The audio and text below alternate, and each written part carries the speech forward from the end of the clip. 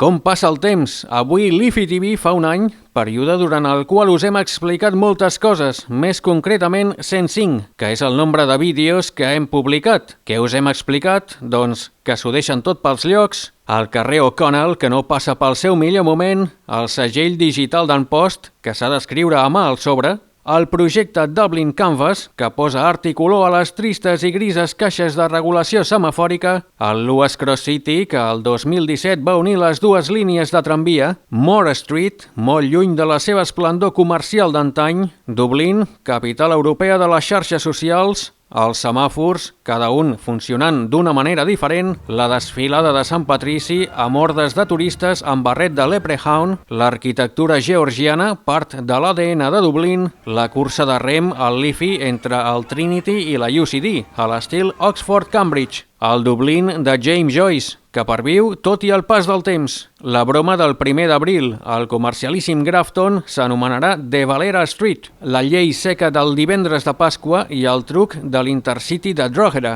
els ponts del l'IFI, de tots els estils i tots els formats, els 20 anys de l'Spire, que continua sense convèncer els dublinesos, pubs tan coneguts que donen nom a la cruïlla, la millor manera de situar-se sense haver de donar gaires explicacions, els double-deckers de Dublin Bus, que mantenen la ciutat en moviment, Bussares, l'estació d'autobusos que permet viatjar a molts llocs, però també enrere en el temps, Dún Laoghaire, els renovats banys que no tenen aigua, Derelict Dublin, la ciutat que cau a trossos, Capel Street, el carrer on hi ha de tot i més, els darrers dies de College Green amb circulació de vehicles privats, les Docklands, l'herència cool dels anys del boom, la celebració de la Lliga amb la penya blaurana, l'arbre caníbal de Kings Inn Park, els malvats clampers sembrant el terror entre els automobilistes que aparquen malament o sense pagar, Stoneybatter, un dels feus dels modernets de Dublín, el cinefòrum del Casal Català amb la projecció del Carràs, Parnell Street, la petita Chinatown de Dublín, Dublin Bikes, la ciutat que va sobre dues rodes,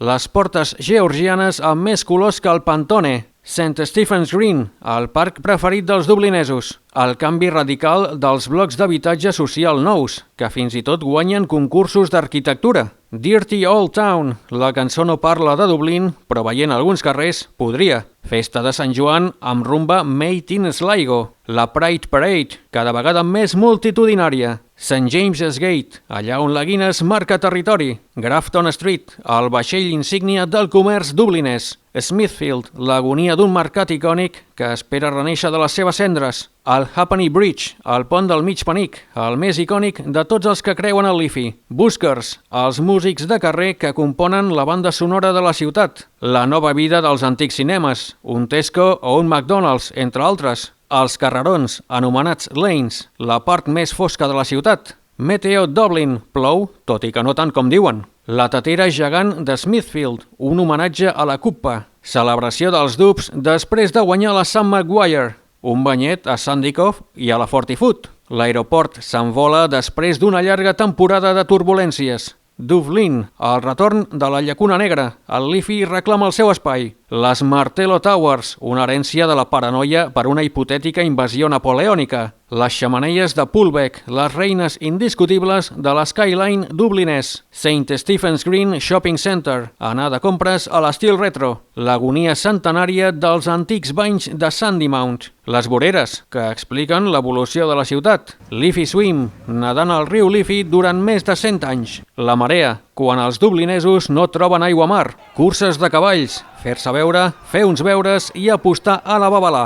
L'exposició sobre la GAA, gent, objectes i històries dels esports gaèlics. Concert dels banyolins Germà Negre per a celebrar la Diada. La seu futurista de Met Éireann, tot i que ja té més de 40 anys. El centre comercial de Phibsborough, de tan lleig que fins i tot té el seu què. O'Connell Bridge, pont més ample que llarg i nexe d'unió entre el nord i el sud de la ciutat. Temple Bar rebrota sempre i sobreviu als seus il·lusos enterradors. Catedral de Sant Patrici, dedicada al patró de la catòlica Irlanda, però plena de parafernàlia de les gestes britàniques. Ponts James Joyce i Samuel Beckett, el Dublín més que l'Atravià. Minigira de 3 concerts dels Every Night. Els rellotges de les façanes, que marquen el pas del temps. Cementiri de Glasnevin, el Dublín dels morts. Halloween i la competició per veure qui és el veí més macabre del barri. Phoenix Park, la zona verda urbana més extensa d'Europa. Smithfield, el nou feu dels modernets de Dublín. Magnus Parade, la més mística de les desfilades. Jardí botànic, totes les plantes del món a una latitud de 53 graus nord. El comerç i els pubs engegant la campanya de Nadal just després de Halloween.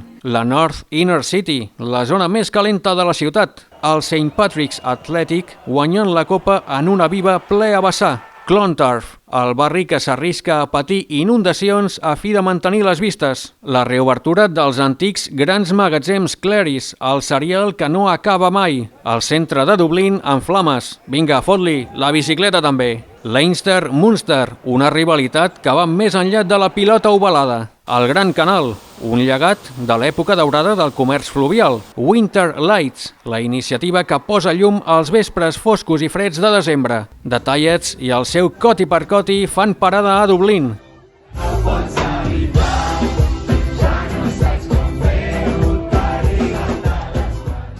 Christmas at the Castle, el Nadal més centreeuropeu. Marino, la ciutat jardí de places circulars i ovals. 100 anys de segells al National Print Museum. Com cada Nadal, la Mansion House vestida de gala per a l'ocasió. Bon Nadal a tothom! Bullock Harbour, al costat més pescador de Dublín. El riu Tolka, a l'ombra del Liffey, però molt més perillós. Dunleary, una vila amb la mirada posada a la mar. Nova oportunitat per a la Telephone House, que fa dècades va participar al concurs d'edifici més lleig de Dublín. L'elegància ferroviària té un nom, Houston Station. Blessington Basin, el jardí secret de Dublín a 4 passes d'O'Connell. L'Hospital Nacional Infantil, un no parar de ficar-hi diners. Les pertorbacions que volen fer-se un nom a la llista de tempestes. Dublín recorda als músics i als escriptors que l'han fet una ciutat de cultura. Hendrons, l'edifici que és víctima de ser tota una icona. La manca de misericòrdia al Four Masters Park, tancat a pany i forrellat o cadenat per les germanes de la